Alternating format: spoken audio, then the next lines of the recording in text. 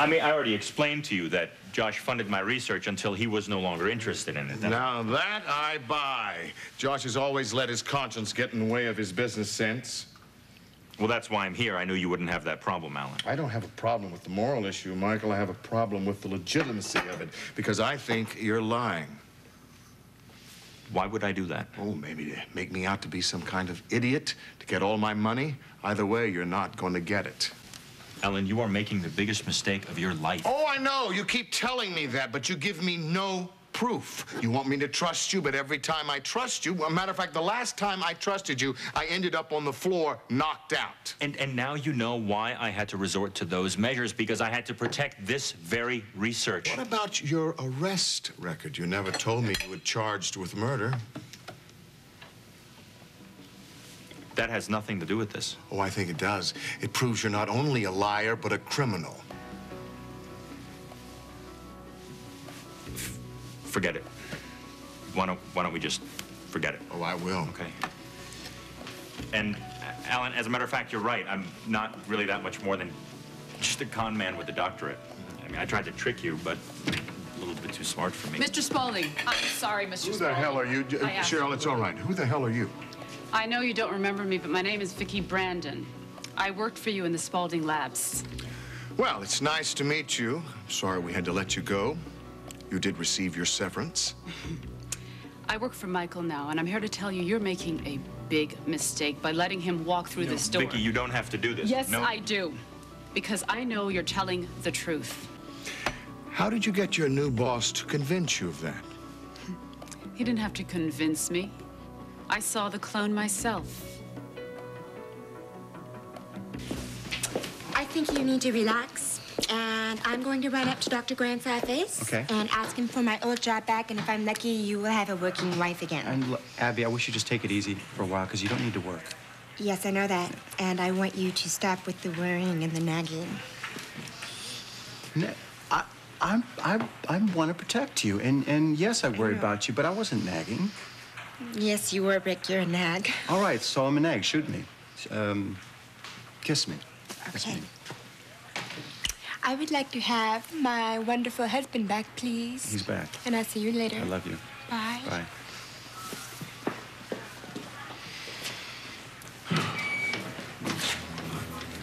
Hey, what's up? I need to talk to you. Sure.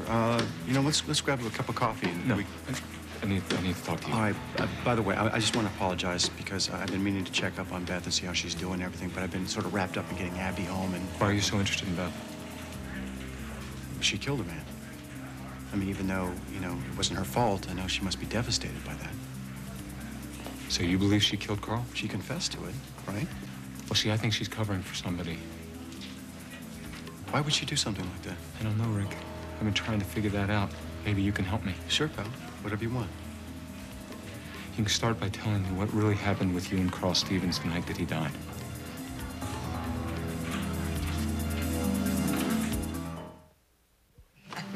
You know what we can do? We can get Nettie to get you some shortbread cookies because you love those so much. Should we do that?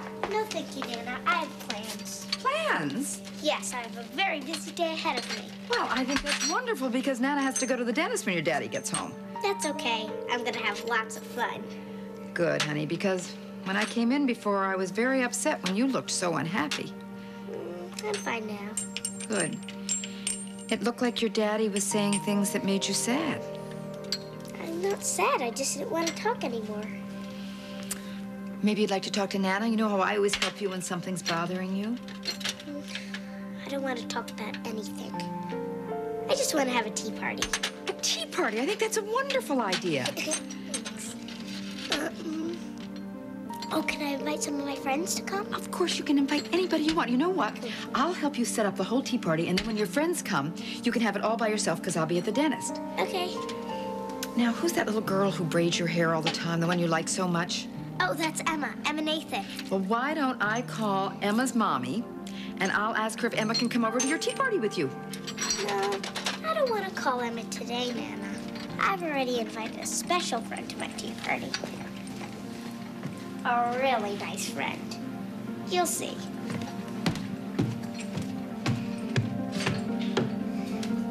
You know, I really appreciate that you've been on my side in this from the beginning. But I'm just thinking, maybe this is something that you just can't understand. What do you mean?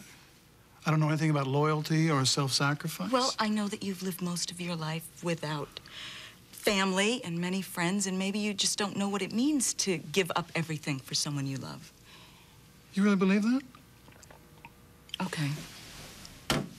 What I believe is that you're getting cold feet about our deal. Otherwise, you wouldn't suggest that I tell Philip or anyone else what really happened.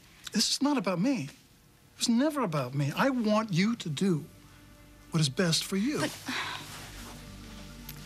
don't you see? I don't have any choice.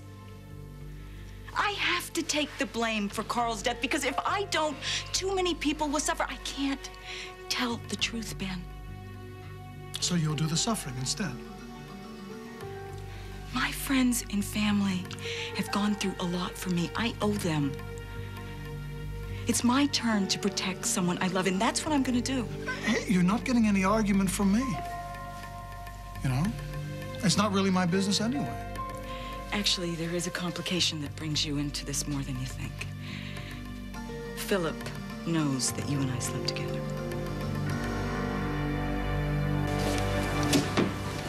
Rick, What? tell me what happened with you and Carl Stevens tonight. As I recall, I was the person that tried to save his life. Do you remember that? You're also the person that hasn't accounted for his whereabouts the time that he died. What is this, Philip? Everybody's a suspect? Come on. No, Rick, not everybody. My gut instinct and the evidence tells me that Beth didn't do it. But I got a feeling she's covering for somebody very close to her who did. You think Beth's covering for me?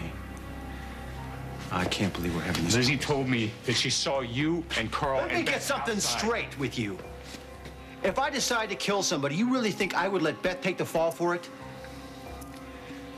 I don't know. I don't know what to think, Rick. All I know is that you're lying about that night. I don't care why. Maybe Beth convinced you. What, to let her go to jail? You out of your mind?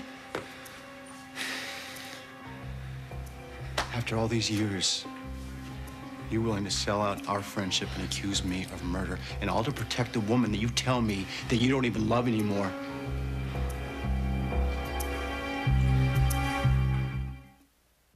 When Michael hired me as his assistant, I had no idea what an incredible breakthrough I'd be a part of. So you saw this cloning firsthand, huh?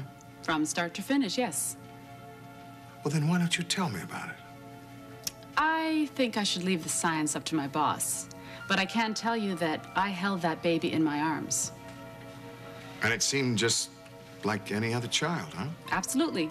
There is no possible way you could tell the difference between her and a baby conceived the usual way. Now I have two people's word to believe. One I don't trust and one I just met. I'm sorry, Michael, but her cooperation will not help you. Come on, it's no use. No. Come on. No, just because we don't have the documents with us doesn't mean we can't prove it. I think there still may be some photographs left. Yes, well, photographs can be doctored with, reports falsified. What I need to see is a real clone with my own eyes. Alan, you can't. Ah, just as I thought. Good day, Mr. Burke. Miss Brandon. Wait a minute. You don't understand. There were, complications. Oh, I see complications. So the baby died, and your experiment was not a success. Well, no wonder Josh left the project. But you see, Michael has already ironed out all the kinks. So once he gets the money to try it again, it'll be a complete success. I know it.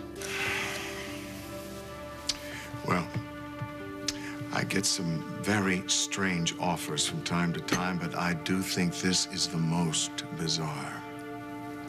Alan, it's not bizarre, it's science. Oh, I think you two are either lunatics or total con people.